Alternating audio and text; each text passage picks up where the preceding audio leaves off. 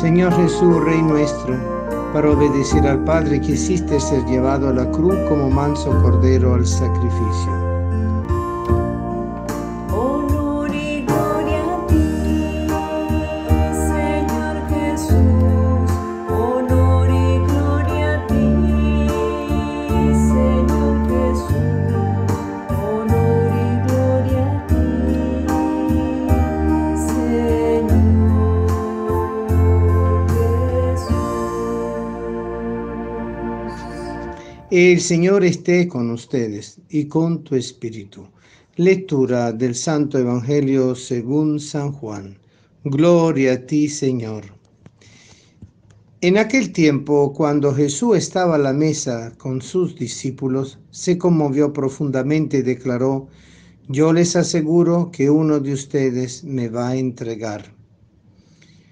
Los discípulos se miraron perplejos unos a otros, porque no sabían de qué hablaba. Uno de ellos, al que Jesús tanto amaba, se hallaba reclinado a su derecha. Simón Pedro le hizo una seña y le preguntó: ¿de quién lo dice?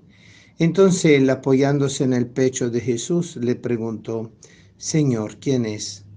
Le contestó Jesús: aquel a quien yo le dé este trozo de pan que voy a mojar.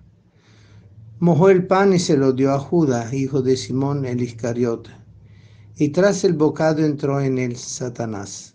Jesús le dijo entonces a Judas: lo que tiene que hacer, hazlo pronto. Pero ninguno de los comensales entendió a qué se refería. Algunos supieron que como Judas tenía a su cargo la bolsa, Jesús le había encomendado comprar lo necesario para la fiesta o dar algo a los pobres. Judas, después de tomar el bocado, salió inmediatamente. Era de noche. Una vez que Judas se fue, Jesús dijo: ahora ha sido glorificado el Hijo del Hombre, y Dios ha sido glorificado en él. Si Dios ha sido glorificado en él, también Dios lo glorificará en sí mismo y pronto lo glorificará. Hijito, todavía estaré un poco con ustedes. Me buscarán, pero como les dije a los judíos, así se lo digo a ustedes ahora: a donde yo voy, ustedes no pueden ir. Simón Pedro le dijo: Señor, ¿a dónde vas? Jesús le respondió: a donde yo voy no me puedes seguir ahora, me seguirán más tarde. Pedro replicó: Señor, ¿por qué no puedo seguirte ahora? Yo daré mi vida por ti. Jesús le contestó: ¿con qué dará tu vida por mí? Yo te aseguro que no cantará el gallo antes que me haya negado 3 veces. Palabra del Señor. Gloria a ti, Señor Jesús. Lo terrible de este evangelio es justamente que se nos pone en evidencia el sentido del precio de la vida y del precio de la muerte. El precio de la vida que paga Jesús para salvarnos, y el precio de la muerte que es lo que le pagan a Judas Iscariote por traicionar a nuestro Señor para que lo apresen y después lo maten.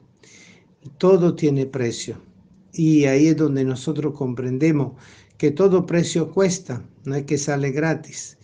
El Señor derramó su sangre entre sufrimientos y súplica y lágrimas y dolores, pero entregado voluntariamente a esa muerte redentora para podernos salvar a todos. Es el misterio de un amor profundo que no tiene precio, que es lo más increíble de todo. El amor del Señor no tiene precio porque es inapreciable la cantidad de valor que tiene. Así como cuando llevaron la piedad de Miguel Ángel a Nueva York en un determinado acontecimiento hace varios años atrás, y la compañía de seguro no quisieron poner ningún seguro porque era inapreciable el costo de la imagen. Y así, si la piedad de Miguel Ángel no tiene posibilidad de tener un precio, el seguro, imagínense ustedes, seguro de vida y seguro de muerte. El Señor se entregó sin ningún tipo de cautela, sin ningún tipo de precaución, sin ningún tipo de preocuparse de las consecuencias que podía eso acarrearle a él, a María y a los discípulos, sino todo lo contrario. No pensó en lo negativo, pensó en lo positivo, pensó: si salvo a uno, salvo a mucho. Y él se entrega profundamente a un sacrificio de cruz, y eso tiene precio. Es interesante como en la última cena se mueve todo el valor de la economía de la salvación, el costo de la vida de Jesús, porque Él nos entrega su presencia en el banquete sacrificial de la última cena en el cenáculo, y al mismo tiempo es allí donde Judas lo traiciona y lo abandona, porque va a recibir el dinero de la recompensa. Nosotros vemos que entonces todo gira también alrededor del sentido del sacerdocio y de Cristo sacerdote, víctima y altar, porque tanto en la Eucaristía última cena como en la cruz el Señor se entrega totalmente y da todo lo que tiene. Inclusive en la cruz entrega a su propia madre para deshacerse no de algo que él pensaba que le estorbara, sino para integrarnos el mejor tesoro inapreciable que él tenía, el corazón de su madre, que así como lo acompañó a él, nos sigue acompañando a nosotros.